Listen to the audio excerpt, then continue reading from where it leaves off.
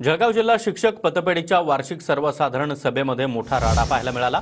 सभेवेळी एका व्यक्तीला शिक्षकांकडून मारहाण झाल्याचा आरोप देखील आता करण्यात येतोय। जळगाव जिल्हा शिक्षक पतपेढीच्या वार्षिक सर्वसाधारण सभेमध्ये हा मोठा राडा झाल्याचं पाहायला मिळतंय।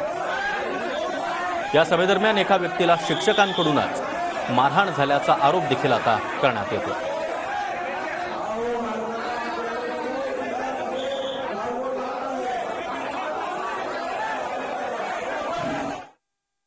शिक्षकच होते असं मी म्हणत नसेल, पण तुम्हाला सांगेल की एका व्यक्तीला मारहाण झाली असं निदर्शन आलं की तो व्यक्ती शिक्षकच नव्हता। मग त्याला आणलं कोणी होतं या अध्यक्षांनी याची चौकशी करावी, कारण इथं व्हिडिओ शूटिंग झालेली आहे। त्यांनी चौकशी करावी की त्याला कोणी आणलं होतं। असे बाहेरचे गावगुंड जर तुम्ही या जनरल मीटिंगला आणणार असाल तर मग या जनरल मीटिंगला गालबोट लागल्याशिवाय राहणार नाही।